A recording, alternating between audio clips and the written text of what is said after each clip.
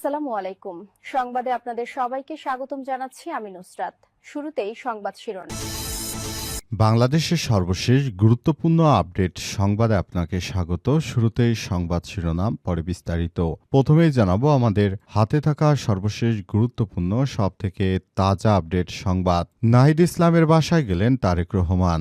জাতীয় নাগরিক পার্টি এনসিপির আহ্বায়ক নাহিদ ইসলামের বাসায় গেলেন বাংলাদেশ জাতীয়তাবাদী দল বিএনপির চেয়ারম্যান তারেক রহমান। আজ রাত 8:30টার দিকে সৌজন্য সাক্ষাৎ করতে নাহিদ ইসলামের বাসায় যান তারেক রহমান। নাহিদ ইসলামের সঙ্গে সাক্ষাৎকালে বিএনপির চেয়ারম্যানের সঙ্গে ছিলেন দলের মহাসচিব মির্জা ফখরুল ইসলাম আলমগীর। এরপর জানাবো, জনগণ মনে করে ট্যাম্পারিং করে জামাতের জোটকে হারানো হয়েছে।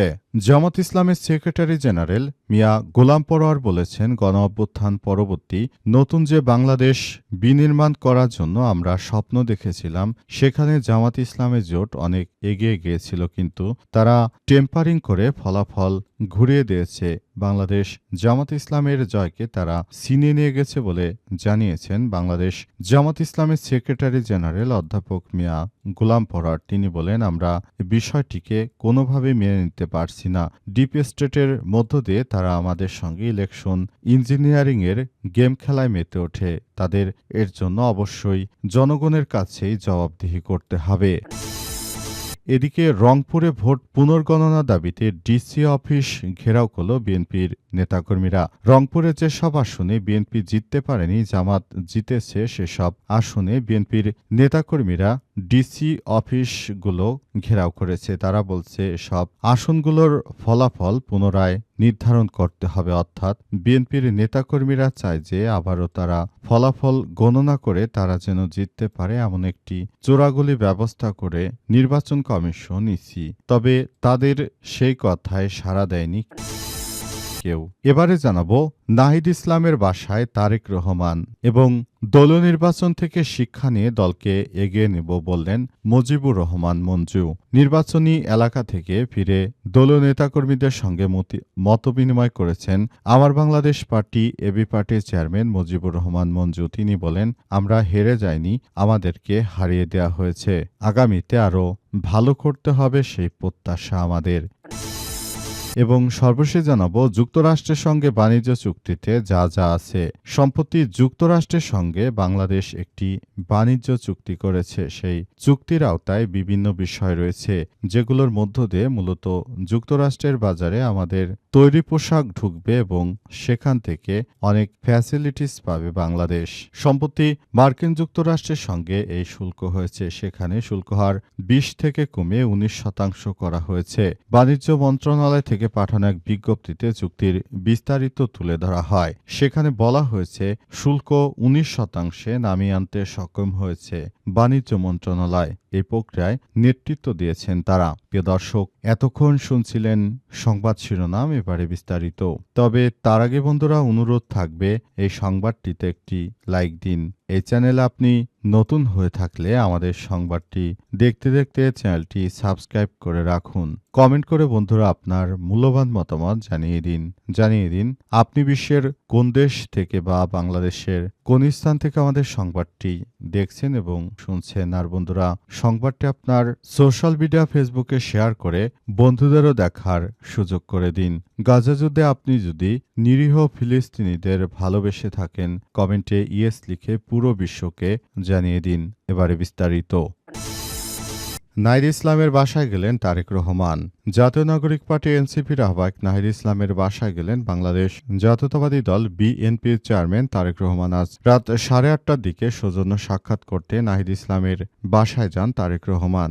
নাহিদ ইসলামের সঙ্গে সাক্ষাৎকালে বিএনপির চেয়ারম্যানের সঙ্গে ছিলেন দলের মহাসচিব মির্জা ফখরুল, স্থায়ী কমিটির সদস্য নজরুল ইসলাম। এ সময় বিএনপির সদস্য সচিব আক্তার ও দলটির উত্তর অঞ্চলের মুখ্য সমন্বয়ক সার্জিস আলম উপস্থিত ছিলেন। এর আগে জামাত আমির ডাক্তার শফিকুর রহমানের বাসায় গিয়েছিলেন বিএনপির চেয়ারম্যান তারেক রহমান। আজ বিএনপির ভেরিফাইড ফেসবুক পেজে দেয়া এক পোস্টে এসব কিছু বলা হয়। বিএনপির চেয়ারম্যান জনাব তারেক রহমান জামাতের আমির ডাক্তার শফিকুর রহমানের বাসায় গিয়ে সৌজন্য সাক্ষাৎ করেছেন। পোস্টে আরও বলা হয়েছে, ত্রয়োদশ জাতীয় সংসদ নির্বাচন পরবর্তী বাংলাদেশের ইতিবাচক রাজনীতির ধারণা সূচনা করতেই তারা এমন পদক্ষেপ গ্রহণ করেছে। অন্তর্বর্তীকালীন সরকারের প্রধান উপদেষ্টা প্রফেসর ডক্টর মোহাম্মদ ইউনূসের সরকার যে একটি ভালো মানের নির্বাচন উপহার দিয়েছেন, সেই নির্বাচনকে স্বাগত জানিয়ে এমন ব্যবস্থা গ্রহণ করেছে বিএনপি। বিএনপির নেতৃত্ববৃন্দরা মনে করে যে নির্বাচন এর মধ্য দিয়ে তারা যে জনগণের আরও দোরগোড়ায় পৌঁছে দিতে পারবে। বাংলাদেশের মানুষ মনে করে নতুন বাংলাদেশ গড়ে তুলতে হলে অবশ্যই আসলে সবাইকে নিয়ে আসলে সুন্দর একটি বাংলাদেশ গড়ে তুলতে চায় এবং পুরো বিষয়গুলো সেভাবে দেখভাল করছে তারা, এবং বাংলাদেশকে তারা একটি ভালো ও সুন্দর সমৃদ্ধির জায়গায় নিয়ে যেতে বদ্ধপরিকর, এমনটাই জানিয়েছে বিএনপির নেতৃত্ববৃন্দরা। তারা আগামীতে একটি সুন্দর বাংলাদেশ গড়ে তুলতে নাহিদ ইসলাম ও জামাতের আমিরের নিকট তারা আহ্বান জানায় এবং তারা সেভাবে একসঙ্গে সবাই মিলেমিশে কাজ করবে, এমন বিষয়গুলো তারা নিশ্চিত করেছে। জনগণ মনে করে ট্যাম্পারিং করে জামাত জোটকে হারানো হয়েছে বললেন গোলাম পরোয়ার। জামাত ইসলামের সেক্রেটারি অধ্যাপক মিয়া গোলাম পরোয়ার জানিয়েছেন যে বাংলাদেশ জামাত ইসলাম যে আদর্শ নিয়ে তারা এগিয়ে চলেছে, সেই আদর্শকে ধারণ করে তারা আগামীর একটি সমৃদ্ধির বাংলাদেশ গড়ে তুলতে চায়। সেজন্য তারা সেভাবেই কাজ করছে। অন্তর্বর্তীকালীন সরকারের প্রধান উপদেষ্টা প্রফেসর ডক্টর মোহাম্মদ ইউনূসের সরকার যে নতুন বাংলাদেশ গড়ে তুলতে চান, সে অনুযায়ী সবাইকে নিয়ে একটি সুন্দর ও সমৃদ্ধির বাংলাদেশ আমরা গড়ে তুলতে চেয়েছিলাম। জনগণও 11 দলীয় জোটকে ভোট দিয়েছে এবং ভোট দিয়ে সবাই সেভাবেই তাদের প্রতিক্রিয়া জানিয়েছে। কিন্তু দেখা যাচ্ছে যে ফলাফল প্রথমের দিকে যখন তারা ফলাফল ঘোষণা করলো, তখন আমাদেরকে বিজয়ী করা হয়েছিল 84টি আসনে। তখন বিএনপির আসন সংখ্যা ছিল মাত্র 77, কিন্তু পরক্ষণে আবার সেই ফলাফলকে পাল্টে দিয়ে বিএনপির আসন সংখ্যা বানানো হলো 9 এবং বিএনপির আসন সংখ্যা বানানো হলো 34, আর জামাত ইসলামের আসন সংখ্যা বানানো হয়েছে মাত্র 60টি।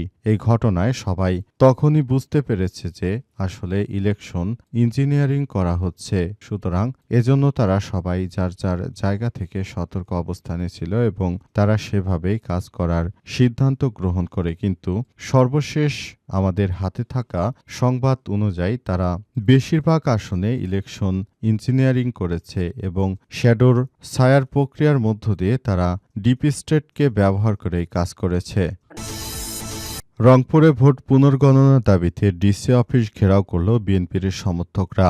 রংপুর 4 পীরগাছা কাউনিয়া, রংপুর 3 সদর ও রংপুর 6 পীরগঞ্জ আসনে পুনরায় ভোট গণনার দাবিতে জেলা প্রশাসকের কার্যালয় ঘেরাও করে বিএনপির কর্মী সমর্থকরা। সে সময় তারা বিভিন্নভাবে স্লোগান দিতে থাকে। তাদের এই স্লোগানে মুখরিত হয়ে ওঠে পুরো ডিসি চত্বর ভবন। তারা জানিয়েছে, আমাদেরকে টেম্পারিং করে হারানো হয়েছে।